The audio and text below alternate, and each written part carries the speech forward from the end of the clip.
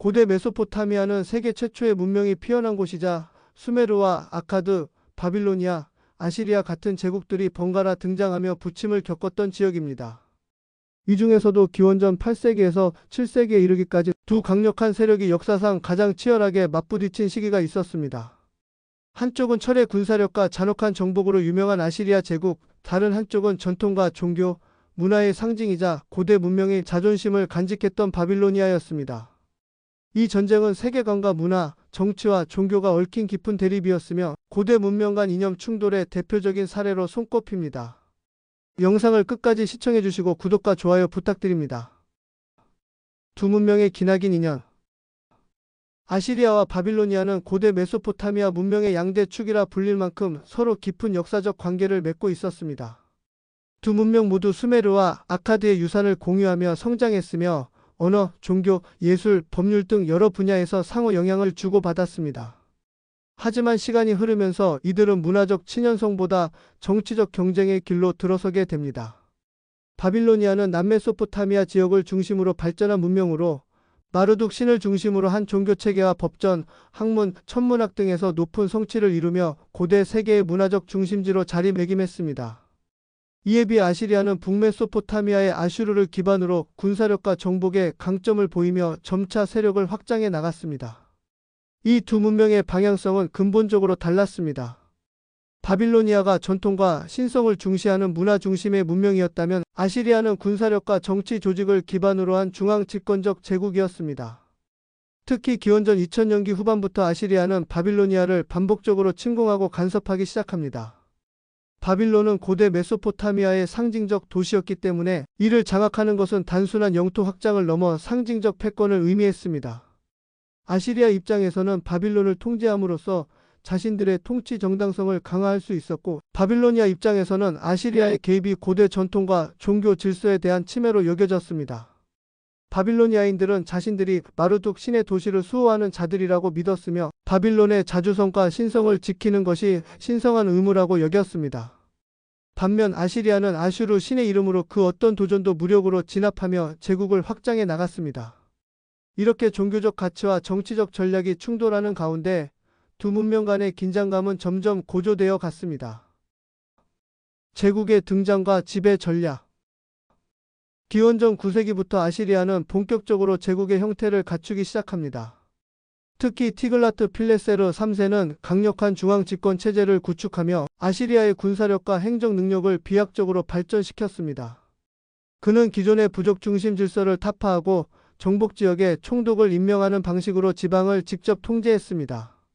아시리아 군대는 철기 무장과 기병, 공성 무기 등을 갖춘 당시 최강의 군사력으로 평가받았으며 이러한 군사력은 제국 확장의 핵심 동력이 되었습니다. 이후 왕위에 오른 사르곤 2세는 바빌로니아를 정복하고 자신을 바빌론 왕으로 선포합니다. 이는 정치적으로는 아시리아의 권위를 대외적으로 강화하기 위한 전략이었지만 종교와 문화적으로는 바빌로니아인들의 거센 반발을 불러왔습니다. 바빌로니아는 단순한 도시국가가 아니라 마르둑 신의 도시이자 메소포타미아 전통의 상징이었기 때문입니다. 사르곤이 바빌론의 왕위를 차지한 것은 바빌로니아인들로 하여금 자신들의 신과 전통이 모욕당했다고 느끼게 만들었습니다. 아시리아는 표면적으로는 바빌로니아에 자율성을 부여하는 듯한 정책을 펼쳤지만 실제로는 자주적인 행정을 억제하고 반란의 기미가 보이면 즉각 군사력을 동원해 진압했습니다.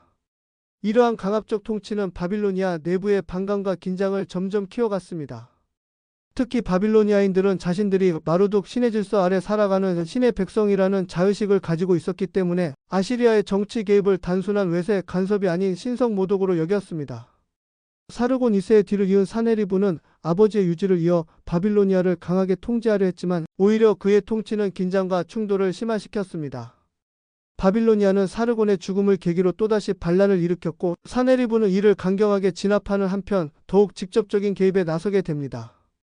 그는 바빌론의 정치 체계를 무력화시키고 자신이 선호하는 인물을 왕으로 세우는 등의 조치를 취했지만 바빌로니아인들의 저항은 끊이지 않았습니다. 바빌론의 저항과 반란. 사네리브는 처음에는 바빌론을 정치적으로 회유하려 했지만 반란이 계속되자 점차 강경 노선으로 선회합니다. 그는 바빌로니아의 자치를 철폐하고 자신이 임명한 인물을 바빌론의 통치자로 세우는 등 통제력을 높이려 했습니다.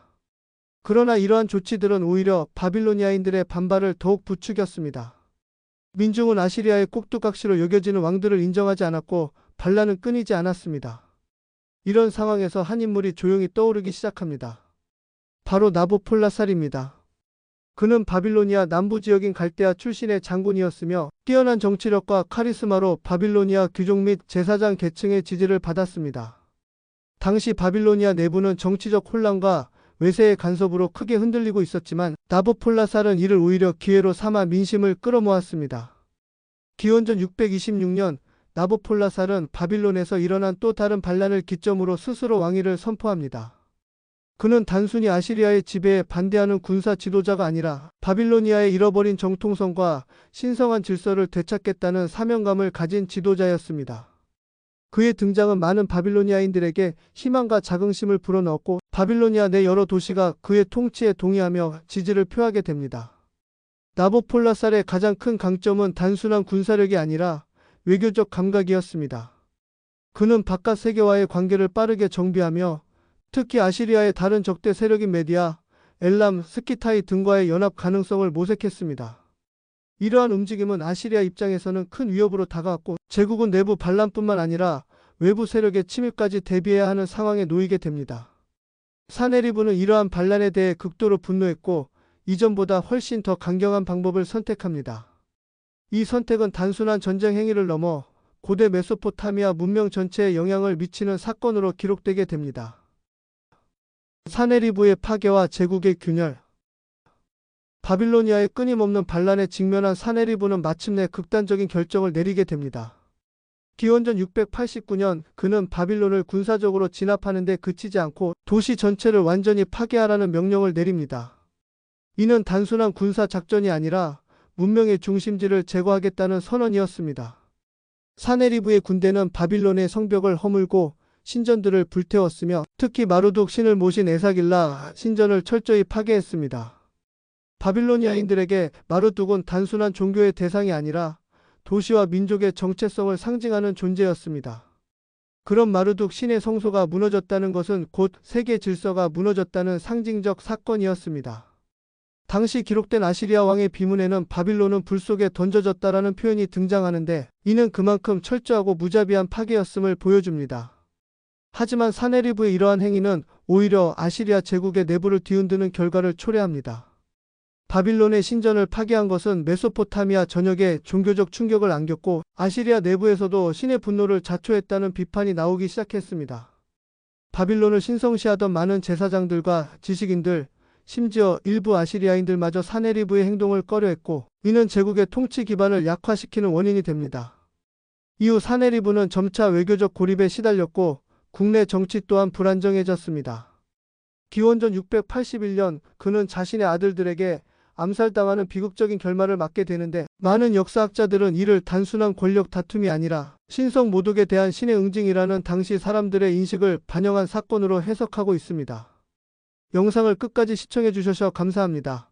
구독과 좋아요는 영상 제작에 큰 힘이 됩니다.